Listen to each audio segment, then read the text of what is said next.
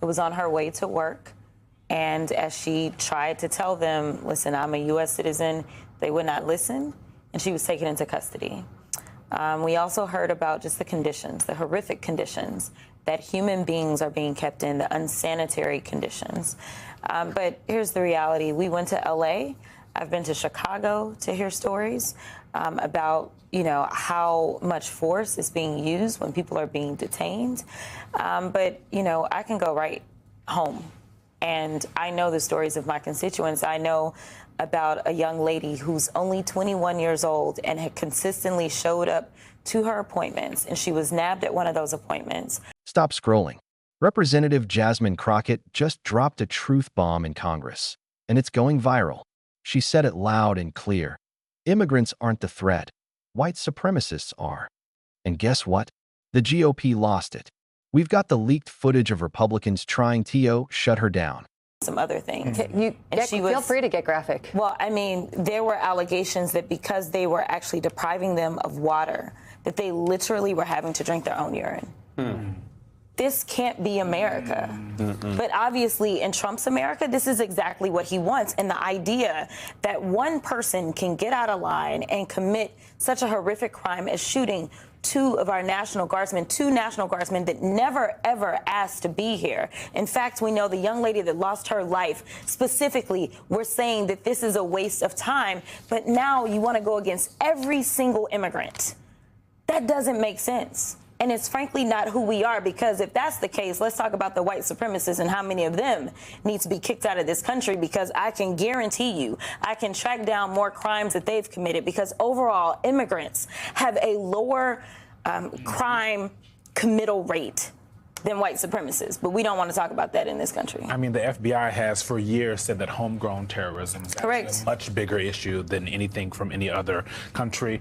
One of the things that we keep hearing the president say is that he is going to denaturalize people. There should be people denaturalized, people who don't adhere to Western civilization values, whatever that means. I'm curious what you think about that, because one, it's not something he can do, right? He can't go around waving a wand and denaturalize people. There's a process. He's not supposed to. Okay. There's a legal process to that. Yeah. But what do you think is actually behind that? Because he probably knows that he can't do it. But what do you think he's trying to signal? I think he is trying to do what he's always done, which is instill fear. He wants people to go into the shadows. He wants people to hide out the way that they're doing right now. People are not sending their kids to school. They're not showing up to work. He is wanting people to be terrified, and he only wants his kind of people on the streets. He wants everyone else to kind of languish in the shadows. But we can start with the fact that he's married a couple of immigrants himself, and we can start there if we about to start denaturalizing. I'm just saying. Congresswoman, you mentioned children not going to school as a result of the fear that's being instilled by the president.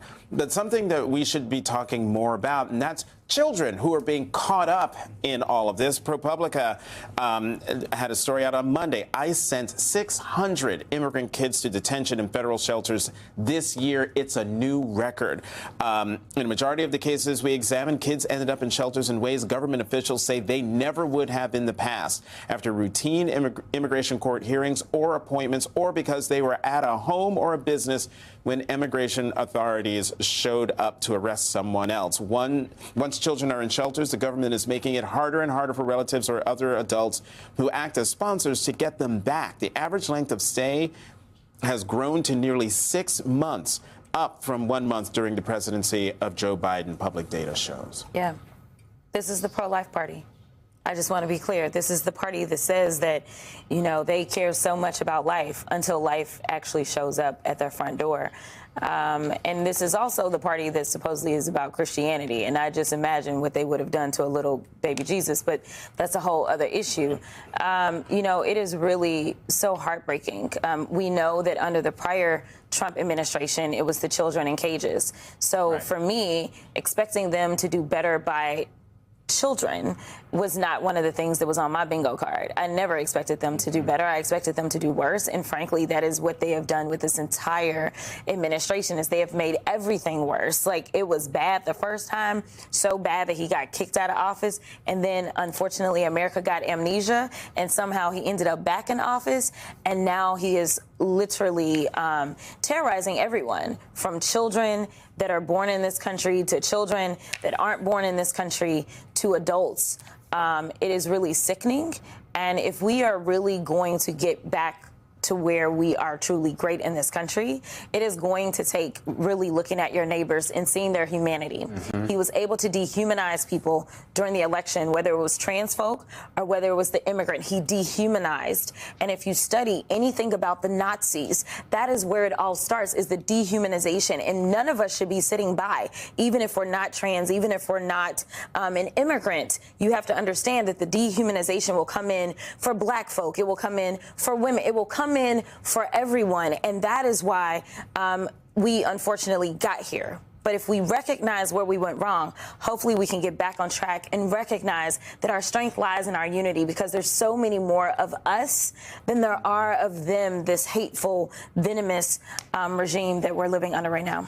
Congresswoman, you sound like somebody who might be thinking of higher office with what you said today. These are facts. These are facts. I need to know what I just said. I need to okay.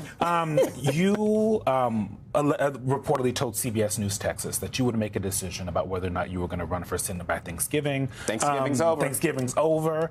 We have you in the primary poll from University of Houston and Texas Southern University. 31%, you're not even in. 31% for you, James Tallarico, 25. Beto O'Rourke also not announced, 25. Colin Allred, 13%. It is post-Thanksgiving. Do you have an update on whether or not the data told you that you I will be perfectly honest, because y'all know that I'm too transparent and my team will probably get mad. The data says that I can win. Here's the deal, though. Data is only one part of the equation. You have to be able to execute. And the state is 30 million people. It's a $100 million race, as well as, we need to be able to take advantage of the fact that the Republicans are fighting right now, and they may have to go to a runoff.